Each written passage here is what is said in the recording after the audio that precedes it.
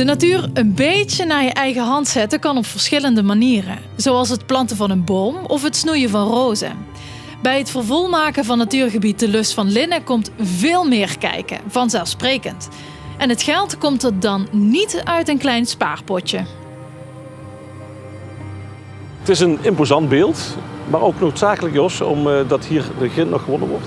Toen wij in 2014 eigenaar werden, was de conclusie dat hier nog heel veel grind gewonnen moest worden. En die grind, dat is eigenlijk de motor achter de ontwikkeling van dit terrein. Hoeveel jaren gaat dat nog door? Wij denken dat nog zeker tot 2028 dat hier nog werkzaamheden zullen plaatsvinden. Als je hier achter mij kijkt, dan zie je in principe vredig nog een aantal galleways liggen. Die liggen tussen de Maas en de huidige Lust van Linneplas.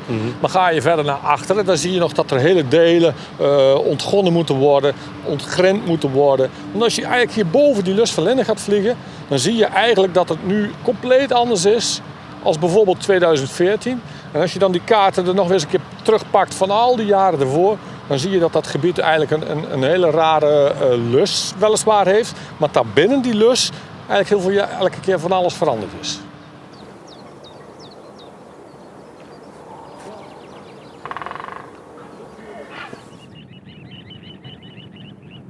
Hier zitten 2 kleine plevieren.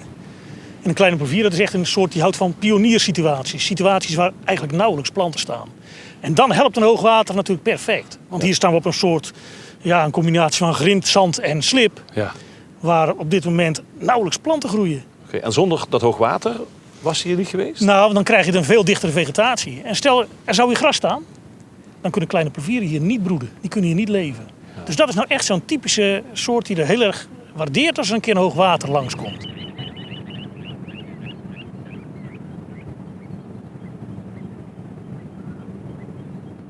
Na de hoogwaters was het helemaal kaal. Hè? Je ziet er ook echt grind.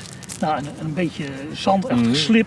En dan moeten de planten uit de zaadjes die hier met het Maas zijn gebracht, die gaan ontkiemen. Ja. En er zijn heel algemene bij, zoals kamille. Die kunnen mensen in de voortuin zien. Ja. Maar hier staat ook zwarte mosterd.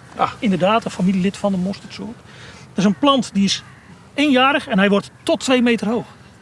Okay. Dus over een half jaar, dan is hier één grote ruigte van deze plant. En ruik je nu al? Nee, hè? Nee, nou, als je de blaadjes fijn hebt, ruik je niks. Maar als die gaat bloeien, heeft hij hele goede gelige bloemetjes. En die ruiken naar koolzaad. Dat is een hele zoetige geur. En als die plant hier massaal bloeit, dat kan je, als je doorheen loopt, is het één zoete geur van mosterd. Zo.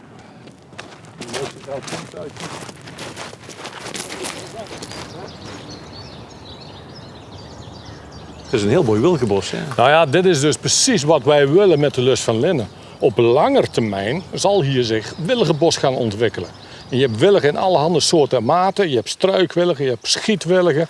En je ziet ze hier ook allebei door elkaar heen staan. Maar dit beeld, wat je hier dus achter mij ziet, dat is nou net wat hier op de Lust van Linne, als die grindwinner straks weg is. Dit is dus ook natuurontwikkeling. Ja. En die gaan heel langzaam, worden dus alleen maar wilgenbos. Ondoordringbaar vaak, kom je ook als mens niet meer in. Het is ook niet meer aangenaam om hier te gaan wandelen. En dat is ook wat we precies willen, want wij willen de vogels die hier fluiten. We hebben hier een reigerkolonie achter liggen, die moet eigenlijk rust hebben. En dat is wat we willen. Wanneer is het dan helemaal klaar dat jullie denken van nu is het af? Nooit. Natuurontwikkeling is per definitie iets wat nooit af is. En als je het natuurlijke proces laat gaan, die Maas die helpen ons mee om boel weer plat te leggen, waardoor weer nieuwe pionierssituaties ontstaan. Er blijven situaties waardoor je al een volledig bos hebt, waar vogels met kolonies in zitten. Nou, dat beeld dat gaat continu op en neer.